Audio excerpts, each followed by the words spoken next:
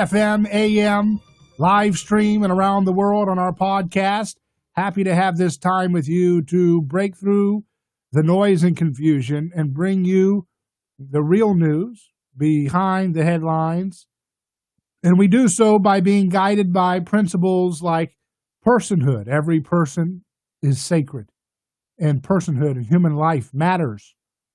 Whether they're here at home, whether they're unborn, whether they're ill, whether they're of a different political persuasion, or whether they're abroad in a far-off country that many of us are not familiar with.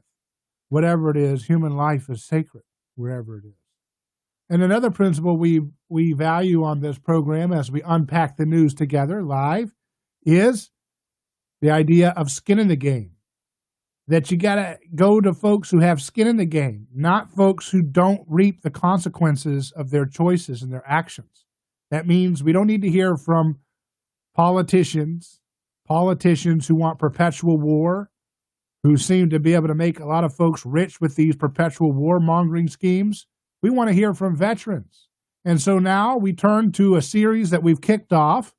We call it Veterans Radio. And to do so, I'm joined by my friend and co-host of this segment, Sgt Dan McKnight of BringOurTroopsHome.us. How you doing, Dan? Good, David. How are you? I'm doing great, and it's great to have you on. You're here in our neck of the woods here in Florida. You're coming to us in Orlando. Glad to have you in our area. But as always, there's a lot going on in foreign policy, so I wanted to kick it off to you and set the table for us. You bet. David, I'm glad to be in Florida. It was a long day of travel, but here we are in our third week of our Veterans Radio segment. So far, we've talked about the remarkable foreign policy landmarks that President Trump has made with the Abraham Accord, troop withdrawals in Afghanistan, and the tentative turnover and peace deal in the Doha deal.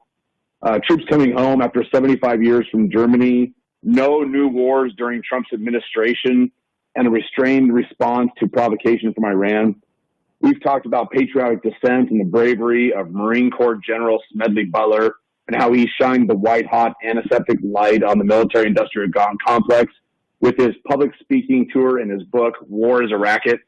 But this week, we get to spend the next few minutes and have a discussion about the real cost of war and about how President Trump probably won the White House in 2016 because of the human toll of war in a handful of swing states, and how I predict that he's going to win again in 2020 primarily because of his foreign policy and his tireless efforts to end the quagmires that the two previous presidents left for him, both of whom declared mission accomplished, or they promised a complete withdrawal, and neither of them really truly had the stones to actually do what they promised because their fealty to the warmongers from both Republican and Democratic parties.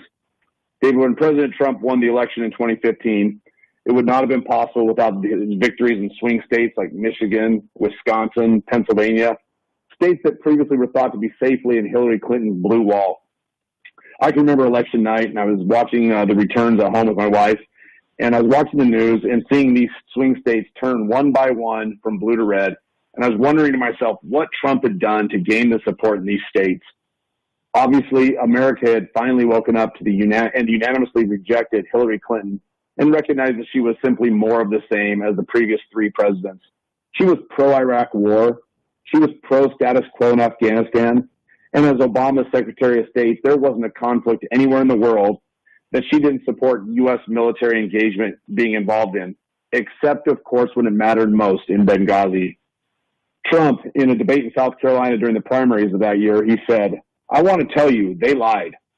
They said there were weapons of mass destruction, but there were none, and they knew there were none."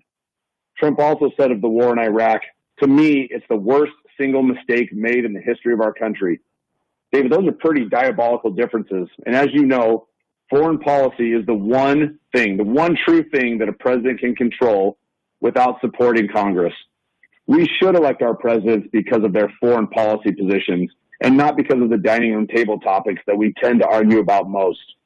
A president can be restrained by Congress in all domestic issues, in tax policy, in health care, in social justice, and in anything within the boundaries of our country. But in matters of foreign policy, the president sets the agenda, he sets the tone and the policy for our nation. Tonight, I want our listeners to imagine a country that's been continuously at war for 2 decades. Imagine that the wars were supported by both Republicans and Democratic presidents.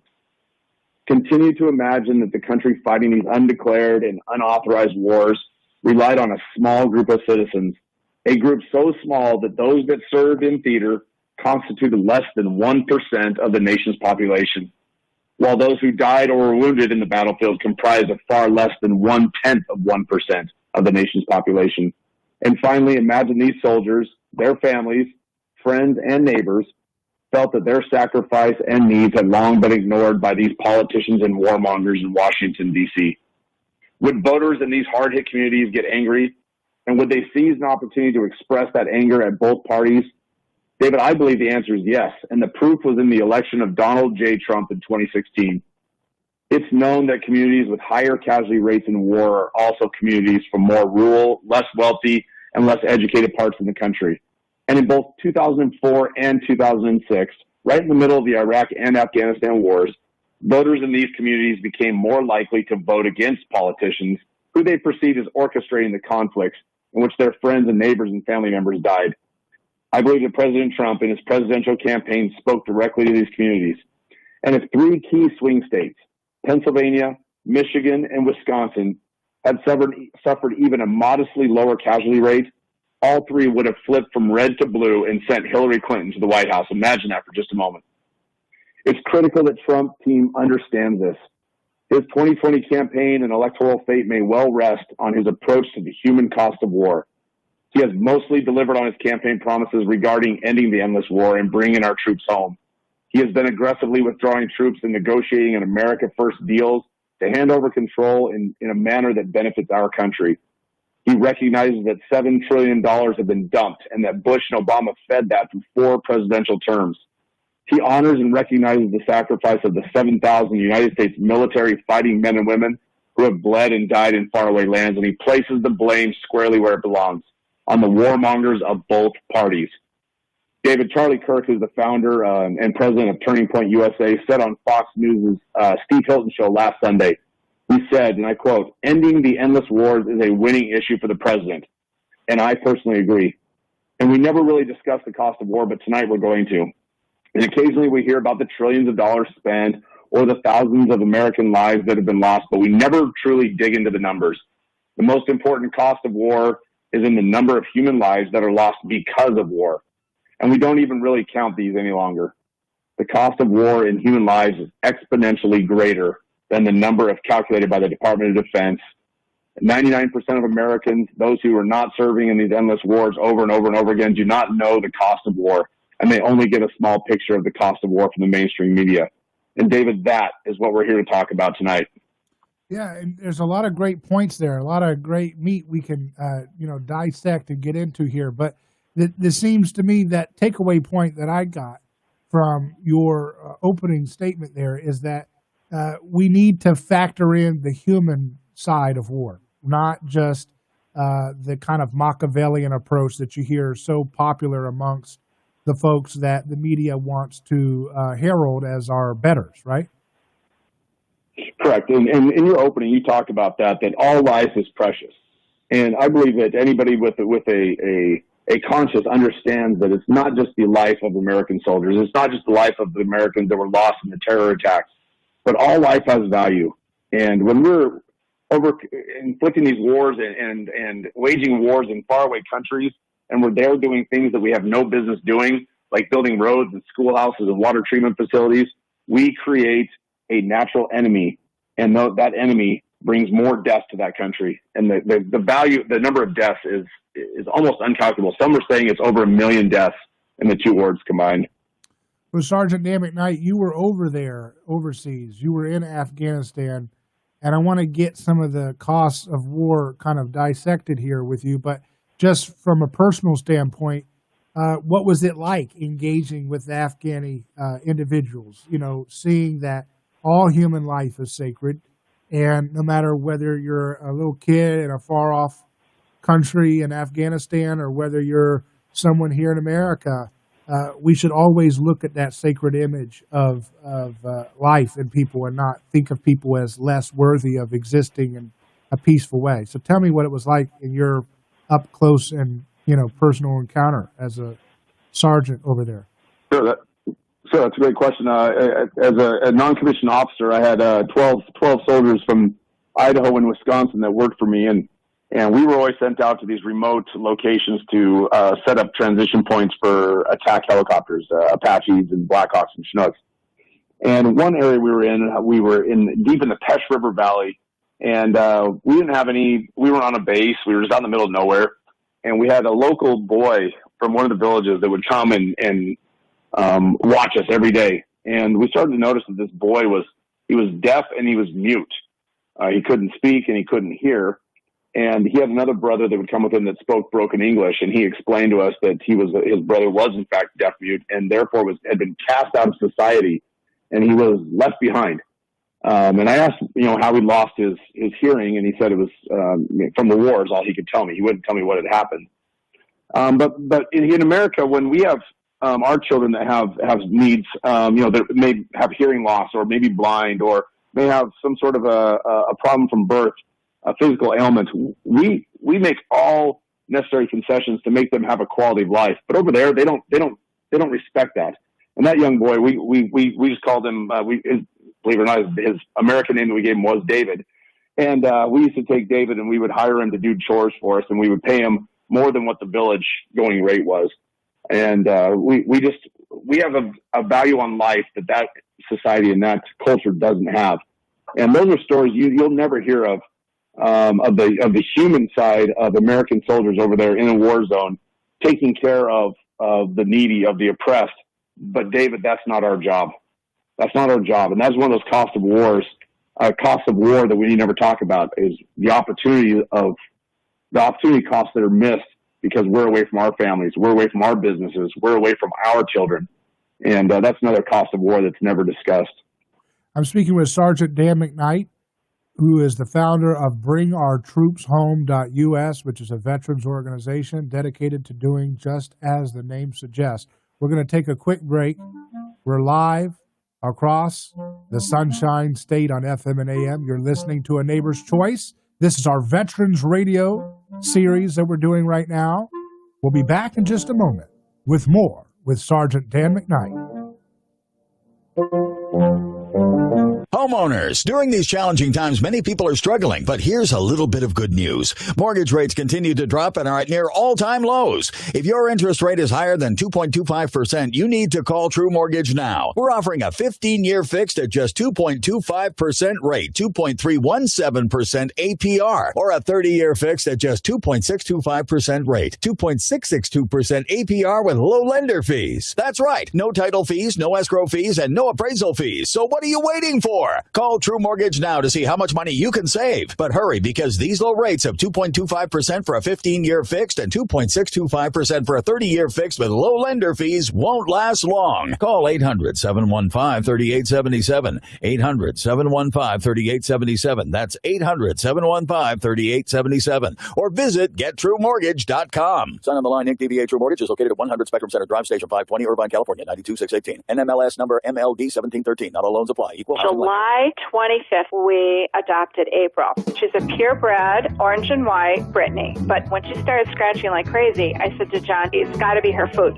What you put into a dog is what you get out. We heard this radio commercial, and this woman was so excited about Dinovite. DINOVITE.com. I said to John, I'm getting this. So the Dinovite comes, and I thought, a light bulb moment. She loves her dog food. She always leaves a little bit in her bowl. So we added a huge scoop of Dinovite in it, and then we swished it around like gravy. She dove into that bowl. She licked it clean. She loved it. So that's been the routine. April gets Dinovite for dessert. Her coat is now soft. It's silky. Dinovite is nutrition. She even walks like a little princess. You won't believe how happy your dog will be. On Dinovite, she's Little Miss Hollywood. DINOVITE.com. Are you concerned about the economy and the future of the country? This year, more than ever, make your vote count on November 3rd. The Hispanic Chamber of Commerce invites you to learn more about the elections and candidates that are looking to win your vote. Join the Hispanic Political Hobnob Thursday, October 22nd from 4:30 to 8:30 p.m. on Action 97.9 FM and the Hispanic Chamber of Commerce's virtual platform. To register and for more information, visit HispanicVoteCFL.com. That's HispanicVoteCFL.com.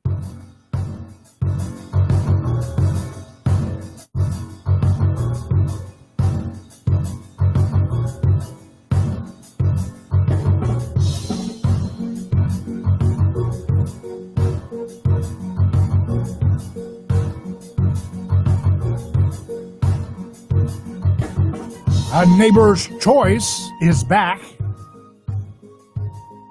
You're listening to a live broadcast. I'm your host, David Gronowski, here with Sgt Dan McKnight. We're doing our Veterans Radio series we do each week here on News Radio WFLA Orlando and WHBO Tampa Bay. And we were talking about the cost of war. And you listed a few different types of costs that we can get into. So let's just start with the first, which is, in some sense, the least important because it's politics, and that is the political cost of war, but also societal costs. What are the societal and political costs of war when we continue to get into it in such a wicked manner, Sgt. Dan McKnight?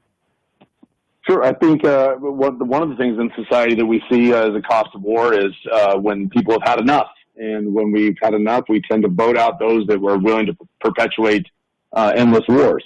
2004 and 2006, the Republicans took a beating in the congressional elections, eventually losing both houses. And in 2008, costing the Republicans the White House. John McCain, a forever war guy who supported the Iraq War, the Afghanistan invasion, and perpetual state of war, was beaten by essentially a dove at the time. Everybody thought he was going to be a dove, who said he was going to end the wars. And I believe that Obama won that election based on that. And I think ultimately Donald Trump won his election because he said he would get us out of the wars. So that's one cost right there. Another cost is, like you said, that we don't like to talk about the number of lives that are lost, but just the U.S. military deaths are tragic. There's over 7,000 of them in Afghanistan and Iraq. But what about U.S. civilian contractors that are also working in Afghanistan and Iraq? There's another 8,000 U.S. deaths in those two countries. What about the civilians in Afghanistan and Iraq who aren't part of the military, who aren't harboring terrorists, who aren't allowing those things to happen in their backyard? They're just trying to live their best life. There's 330,000 civilians in those two nations that have died in these endless wars. The military that we're trying to train over there, the national military and the police, 170 to 180,000 Afghani and Iraqi national police, and in Syria as well, that we've tried to train to defend their own nation. So the cost of war on a society, especially the society that is, for lack of better terms, hosting the war, the cost that it is on their country. Back home, one of the societal costs is, we talk about veteran suicide quite often, and you and I have had a conversation about this. On average, 22 veterans that served in the global war on terror every single day give up the fight and commit suicide. And that is a staggering number, and it's not one that's often reported in Department of Defense numbers. And so those are the big key societal numbers that I like to draw attention to. But the ones that grab the headlines are the cost, the financial cost of war.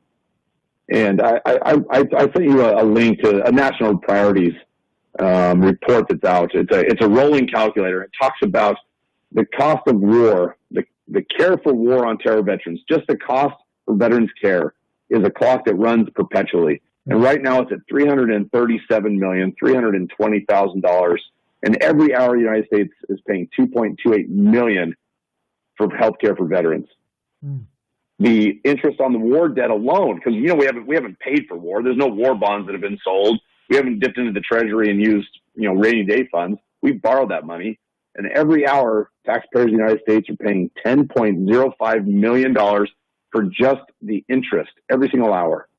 So we're already at $800 million in interest on this debt, and the cost of the war in just military costs, boots, tanks, bullets, things like that, is $3 trillion.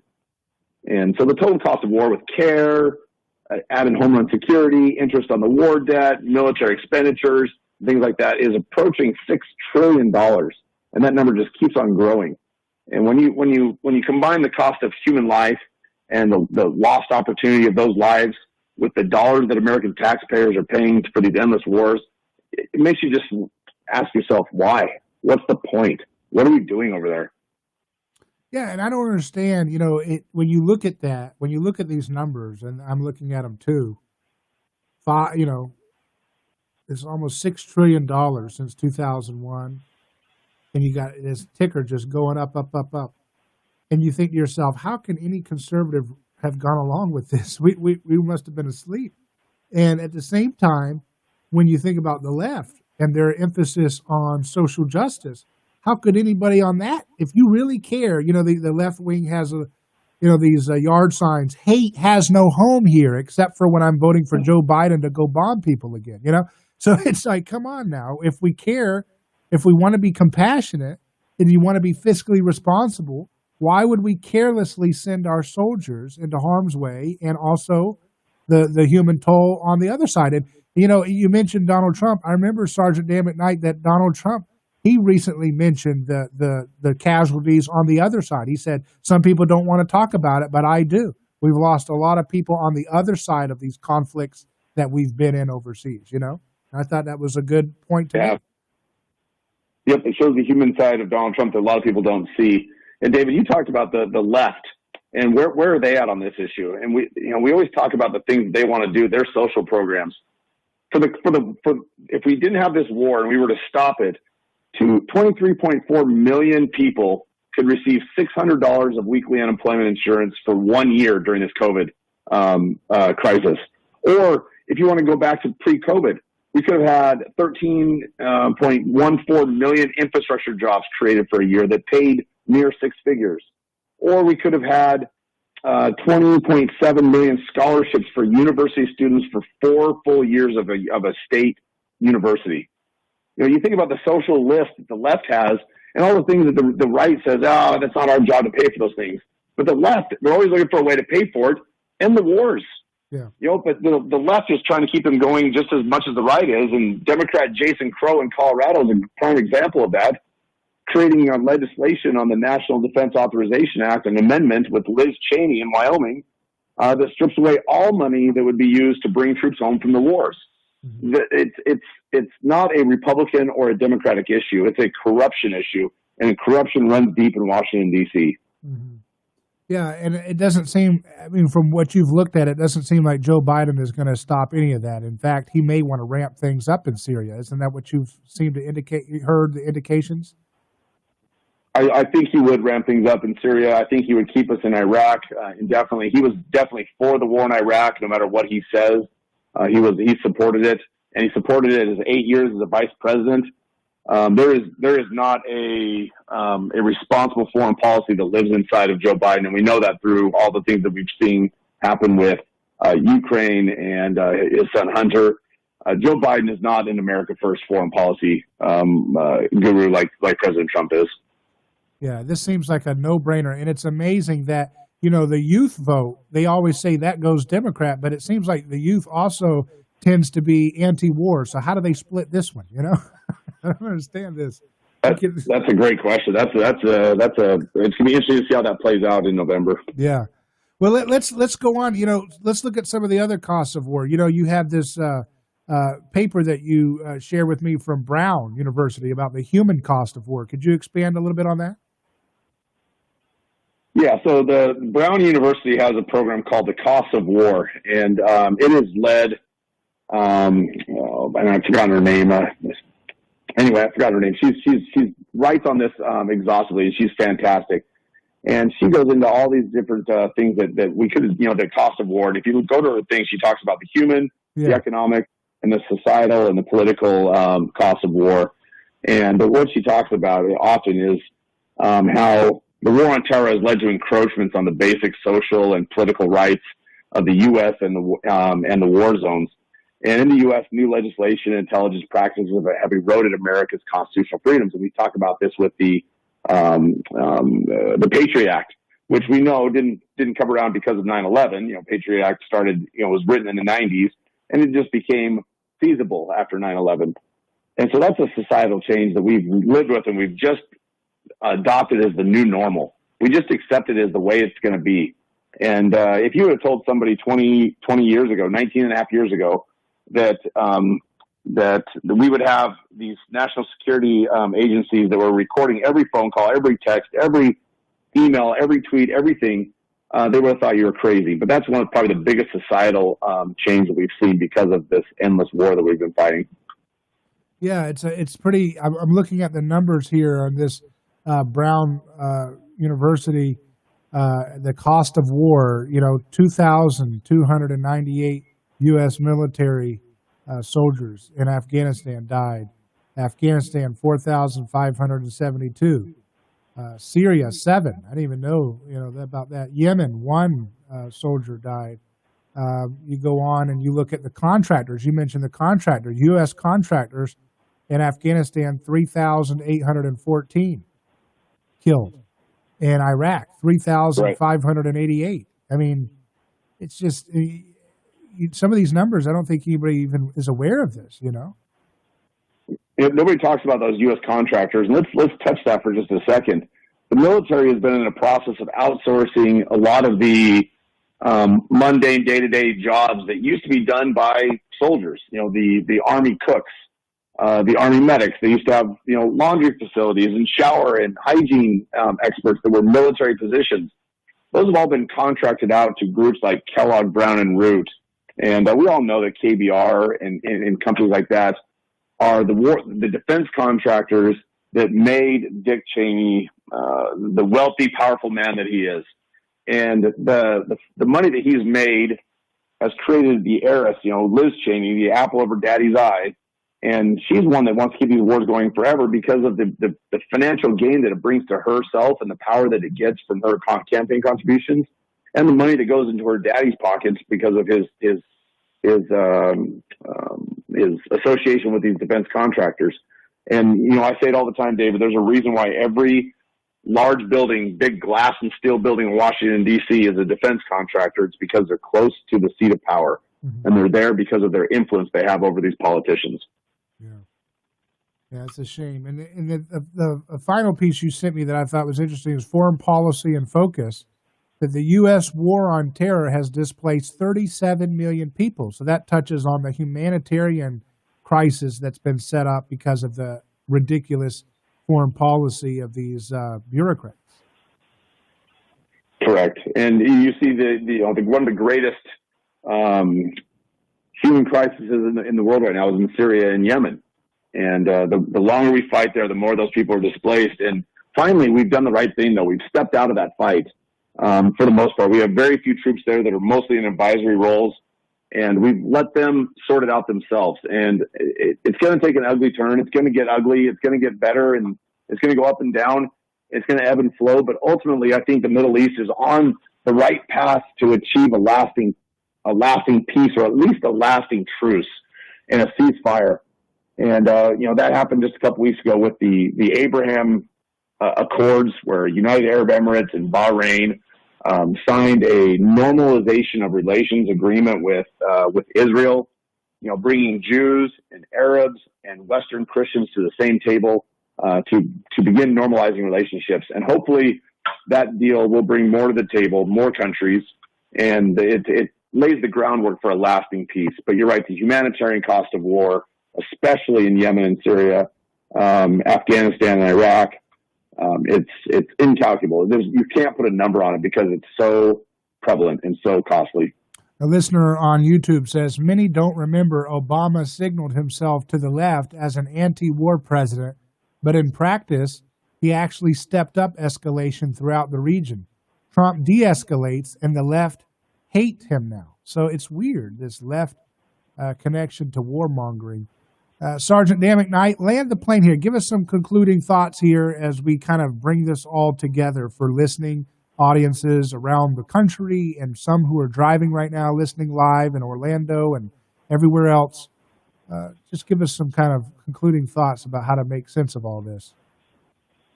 Sure, absolutely. There are people right now, there are young Americans, men and women, that are fighting in Afghanistan, Iraq, Yemen, and Syria, who weren't even born when the wars began on after the September 11th terrorist attack. October 19th of this year, so here in 2 weeks, is the 19th anniversary of the United States military's boots on the ground, the first military boots to land in Afghanistan. It was in southern Afghanistan in Kandahar, where they took over the airfield. And it was a group of Army Rangers that went in the dark of night.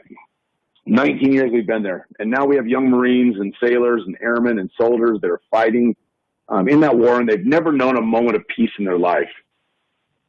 For America, that's unacceptable. President Trump said in his State of the Union address that great nations do not fight endless wars. But what about nations that we would not call or determine to be great? Third world countries like Afghanistan or Pakistan or some of the other countries in that region that we don't see them on the same level as America. What about those countries? Do they fight endless wars? I submit that they shouldn't have to. And if they do, that's their internal business. We shouldn't be a part of that. We shouldn't be dragging our own military around the world looking for a fight anywhere we can have one. And it's up to Americans to say enough is enough. And we can fly flags. We can put pins on our lapel. We can put yellow ribbons around trees. We can put a candle in the window for our friends and family members that are deployed overseas. But what we really need to do is take to the streets and tell our politicians that enough is enough. That our politicians should never abdicate their role and their responsibility and their constitutional authority in matters of war.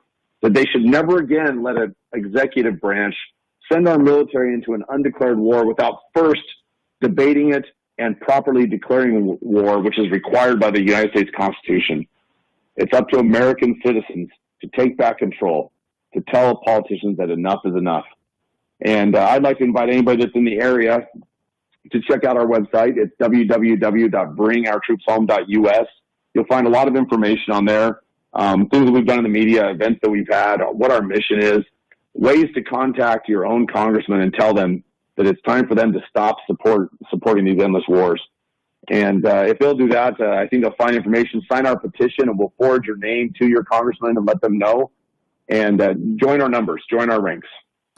Well, Sgt. Dan McKnight, I can't think of a better message to use for our broadcast airways than this message that resonates at the heart of who we are as a people, as a country, and as human beings. So I really appreciate this segment, Veterans Radio Series. I think it's going to be a great series with a lot of jam-packed information. It's very informative and very inspirational. So thanks again, Sgt. Dan McKnight, and check out bringourtroopshome.us. And we'll talk soon. Thanks, David. We'll continue live on A Neighbor's Choice. I'm David Gronowski. We'll be back in just a moment.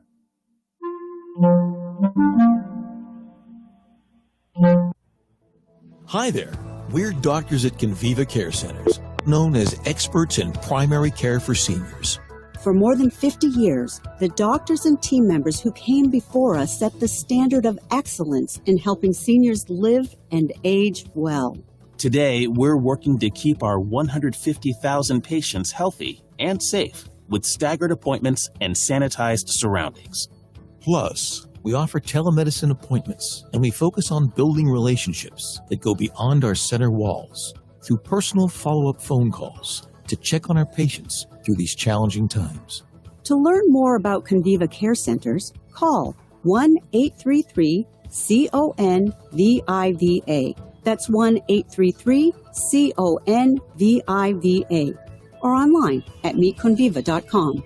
Let's get acquainted, because now more than ever, the most important part of aging well is staying well. Hey there, homeowners. Are you experiencing pipe leaks? Do you have warm spots in your slab floor, or is your water bill unexpectedly high? A whole house repipe with brand new high-quality PEX or copper will permanently solve the problem. Repipe Specialists. Repipe in just 1 to 2 days at half the cost of a plumber with a lifetime guarantee. We'll even take 20% off our already low price and receive 0% interest when you call today at 407-337-7623. 407-337-7623. 7623. The Budman here for my friends at Mills Air. The Florida heat and humidity are with us, and if you haven't taken advantage of the Mills Air $69.95 Bud special to get your air conditioning unit in shape, you better do it today. For just $69.95, the Bud special gets you a 20-point precision tune-up from a Mills Air specialist that'll wind up saving you money. Mills Air services all brands. They're a certified carrier dealer. Turn to Mills Air for the amazing $69.95 Bud special. Call 407-277-1159. Online, millsair.com. Injured? Dial pound 529 on your cell. Pound law, that's all. Hi, I'm Raymond Denon, Vice President of Optima Tax Relief. You don't want to mess with the IRS. They have the power to garnish your paycheck, levy your bank accounts, and even take your home or business. That's all true. But thankfully, they're offering a way out, the Fresh Start Initiative. If you qualify, it could save you thousands. We're the experts at Optima Tax Relief. We will fight to get you the best possible tax settlement. Call 800-960-1575. 800-960-1575. Optima Tax Relief. All job seekers are welcome to attend the next Central Florida Job Fair, October 7th from 12 noon to 4 p.m. Indoors at the Central Florida Fair Expo Park on West Colonial Drive, Orlando. For details, visit the Central Florida Employment Council at cfec.org.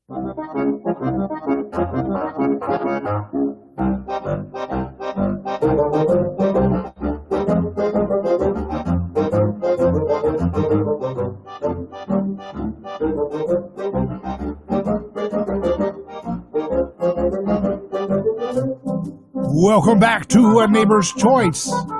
We're broadcasting live across FM and AM, 93.1 FM in Orlando and 540 AM across Central Florida. We're coming to you also online on our YouTube live stream or our website, aneighborschoice.com, where you can listen live. And we just heard from Sgt Dan McKnight of BringOurTroopsHome.us, which we've partnered up together to create a weekly radio series segment that we can do each week to highlight veterans' voices talking about foreign policy in skin in the game terms, not just, armchair philosophy about, how we can change this country or that, but real skin in the game perspectives. And I find it to be very important that we hone in on those messages to make, the conversation more real, more based in reality, not just some philosophy about, hey, I think if we can spend $6 trillion over in Afghanistan and Iraq, I think we can make those people vote and think and act just like we do. It's like, no, that's not how it works. It doesn't work out that way. You can't change people's hearts and minds through the barrel of a gun. You just can't. It never works the way you think it will. And so that's something we've got to keep in mind. But joining me now, I wanted to have on a special guest. I just asked him right before we came back from break, but he's our producer of this program, Kelly Velez. How you doing, Kelly? Yes, good evening, folks. It's good to finally speak to you, David, in person. Yeah, it's great to have you on. I saw that you're an on-air personality yourself, and I said, you know what, let's do a little crossover conversation. Yes. Tell folks, where your normal home is on radio and where people, may be hearing you for folks who are, on this station only or what have you.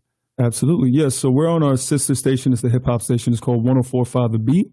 I'm on Saturday, 7 to 10. And sometimes I fill in during the weekdays, but that's where you can find me every week, 7 to 10 Saturdays on 104.5 The Beat. And I also produce a litany of different brokerage shows right here on WFLA. Some of you may have heard me on Good Morning Orlando because I've called screen for them quite many times. And also I'm trying to get myself into actually producing that show as well. So I'm trying to dibble and dabble into different things here, David. Yeah, that's very good. Well, so I wanted to get your take. I mean, I don't want to put you on the spot here about politics. I don't know if that's your thing, but why do you think that, we haven't been able to end these endless wars? It seems to me that, you've probably engaged with a lot of, younger listeners if you're on a, dealing with a music station and those kind of the younger demographic. Have you heard an interest from folks about ending wars and like bringing troops home and kind of focusing back here in our own home? Or what's the temperature been where we've seen it? Yeah, it's very interesting because especially like for that demographic, when it comes to like hip hop music, these sort of conversations aren't normalized, which we're starting to switch the game up now and really trying to have these conversations, especially about voting, things of that nature, just to inject these important conversations into our culture. Because, me just personally growing up, I was from Harlem, New York, and we never had these conversations. It was just bare minimum survival situations. So when it comes to the country that we live in and, everything that goes with it, we have to be very aware of what's going on and how things are affected in our daily lives, you understand? Right. So one thing, just to answer your question, I think hubris is a huge component to why, these wars don't end. There's always, you're either on the left side or you're on the right side. You're not actually listening when you're having conversations with somebody who doesn't maybe believe in what you believe in. But it's like we should be able to go back and forth, have an open dialogue, and come to an understanding at the end, right? Right. But I feel like hubris, just as humans, really gets in between that, which leads to all this nonsense that we see today. Yeah, that's the thing. You got so much ego involved that nobody knows how to de-escalate. I call it lunchroom politics or lunchroom drama. Right. When you don't have a vision, if you don't believe you can solve big problems, if you don't think we can go to Mars and solve cancer and build something that'll get us from LA to New York in an hour. If we don't dream big, if we don't have a motivation to get us to going somewhere through creativity, innovation, art, whatever it is, then you just get stuck on lunchroom drama, don't you? Oh, you sat at this table. Oh, you like this person. Oh, you don't like that person. Did you hear what they said? Did you hear what they said? And you're not actually solving real problems, Correct.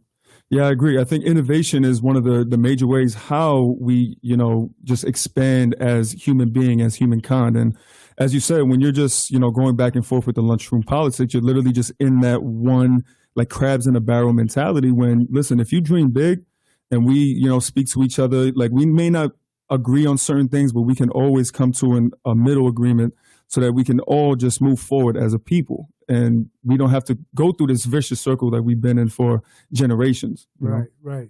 So you're saying that from your observation, that the hip hop community is starting to take on these issues that at one point were not really front and center. Things like war, things like, solving big problems, technology. Are those starting to come up in the conversations more? Yes, absolutely. Especially not even just like the hip hop community, just like minorities, Black, Hispanic, whatever the case is. Now, especially with the election coming up, I've seen just so much talk about voting specifically, which is great. I can personally just tell you, as I said, just where I'm from, a lot of people have that mentality where it's like, oh, my vote doesn't count, so I'm not going to even go out there. And it's like, well, don't you want to be the change that you want to see in the world? Don't you want to, you complain about certain things in your life that go on. It's like, don't you want to have a hand in changing that? And I've been seeing that a lot lately of people, especially the younger demographic, because I'm 29, and I see a lot of people who are 18 coming up that I know personally that are really into these ideas, and they're into politics, and they're understanding exactly what's going on, and they're making sure that their voices are heard. So this is the first time in quite some time that I've seen it, and I'm very happy about it, David. Yeah. It's interesting to see that things that you think are stuck in kind of a never going to change mode can actually change very quickly if you get enough people with a critical mass paying attention to it. And I think that the war issue is just one of those examples where hopefully we can have a consensus rise up and get rid of these endless wars, because there's no reason to be sending. It's young people that end up prosecuting, actually going over there and fighting. They're the ones that come back with burns, with PTSD, with horrible injuries, and sometimes friends that die that they don't get to see. So it's our generation that has to stand up and say, hey, you know what? We're not going to vote for anybody if you're going to keep these endless wars going, because if we care about social justice, the most important just thing is to keep human life sacred. And that includes don't kill people if we don't need to be in their backyard in their country. You know what I mean? Absolutely. And also people such as you who have, people like Dan McKnight on your shows and just telling you about their perspective, that really hits home and lets people know exactly from the horse's mouth, like how we feel about these certain situations, especially Dan. Like he did great. Well, Kelly, it's great to talk to you on air, and I hope we're going to have you on again on some of our upcoming episodes. But it was great hearing from you, and we'll be right back. Take a quick break, and we'll continue live on A Neighbor's Choice. I'm telling you, I consider this program to be like a Mr. Rogers neighborhood for adults. You just never know what conversation you're going to hear, who's going to stop by. But the most important thing is we're going to be guided by principles. We're going to be guided by concern for our neighbor and solving problems in a new kind of conversation. We'll be back in just a second, live on A Neighbor's Choice. What's that? Experience the Haunted Road, Central Florida's first ever drive-through Halloween event. Select dates September 25th through November 7th. A family-friendly daytime event also available. Visit thehauntedroad.com for tickets and details. At IDC, you're going to see more diamonds and diamond jewelry than you ever imagined in one place at prices you never thought possible. IDC owner Keith LeClaire. Nobody's ever accused me of not having enough diamonds. I got over 50,000 diamonds in stock, all shapes, all sizes, all price points. We're talking 30 times the selection of ordinary jewelry stores, all at rock bottom, no middleman prices, right? We refuse to be beat on any diamond, any price, anywhere, period. And relax. At IDC, there's no pressure. No commission salespeople, no pricing games. In fact, we'll show you the inside secrets of the diamond industry and teach you how to maximize value. At IDC, you get to buy like a dealer buys. All this plus a free lifetime warranty on any purchase, a 110% diamond upgrade guarantee, and over 4,000 designer rings you won't find anywhere else. We are the 800-pound gorilla, and you'll see the difference the minute you walk in the store. International Diamond Center. If you're in the market to buy a diamond and you don't come to IDC, you are nuts. 4 Orlando locations. Hi there. We're doctors at Conviva Care Centers, known as experts in primary care for seniors. For more than 50 years, the doctors and team members who came before us set the standard of excellence in helping seniors live and age well. Today, we're working to keep our 150,000 patients healthy and safe with staggered appointments and sanitized surroundings. Plus, we offer telemedicine appointments, and we focus on building relationships that go beyond our center walls through personal follow-up phone calls to check on our patients through these challenging times. To learn more about Conviva Care Centers, call 1-833-CONVIVA. That's 1-833-CONVIVA. Or online at meetconviva.com. Let's get acquainted, because now more than ever, the most important part of aging well is staying well. Send a text. Well, I just thought I'd give it a try. Wait for the call. I'm feeling lucky now. Win cash money. Oh, man, that's amazing. Listen for your shot to text and win $1,000 12 times each weekday between 7 a.m. and 10 p.m. just after the top of the hour. Keep sending those texts in, and you could be getting the next call. With a grand in your hand. On News Radio WFLA Orlando. Stay ahead of the storm with Operation Stormwatch on News Radio WFLA Orlando.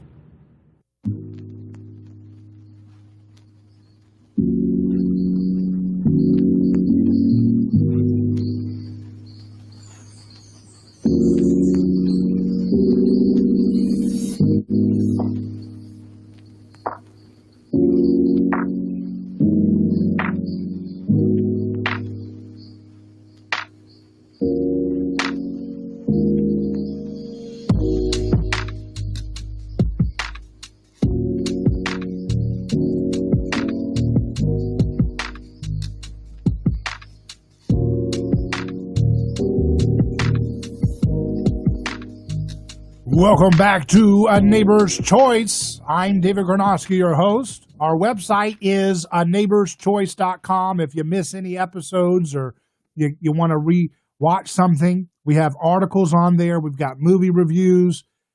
We have exclusive online-only discussions. I did a roundtable on what's called critical race theory, which was mentioned in the presidential debates last week. You want to check that out. And I want to cover the news. If you haven't heard, Donald Trump has left Walter Reed Medical Center. He's now back at the White House. He did kind of a dramatic, exit and entrance into the White House, which was, getting everybody talking on social media. And, some are saying, it looks like he's, he's still sick, or, of course, this is when you're 74 years old and you're in his situation with stress and the different little issues that affect you, having more extra weight can affect that condition with this virus. But nevertheless, he's back in the White House, and it's got the whole world kind of astir again of what's going to happen next.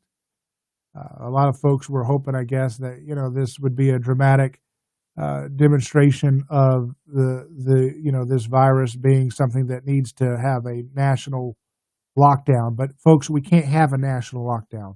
A national lockdown will cause it won't stop this virus like the way they promise it will, but what it will do is increase alcoholism, increase drug addiction, increase hopelessness, depression, and children having severe psychological issues from being alienated so badly. So we don't want any kind of push for more national mask mandates or national lockdowns. We need freedom. We need our freedom back. And no president can give it to us. It's up to us. We have to stand up and take our freedom back. But we can be mindful of the consequences of our vote. And if we continue to vote for the escalation of war and conflict and saber rattling, then we're going to not be able to call ourselves a socially just nation. And it's okay to have ignorance. But once you're illuminated, you have to make that choice. We can't go along and support people that want to bomb all these countries in perpetuity, that want us over there spending $1 trillion a year for foreign policy. It's just not going to work. Along those lines, an interesting story came out on the Daily Caller. Trump is working to declassify the intel documents that led to the Russian investigation. That's very interesting, folks, because that could be the next big bombshell story to come out. The declassified documents for the Russia investigation. I'm David Gronowski. Email me, hello@aneighborschoice.com. Godspeed.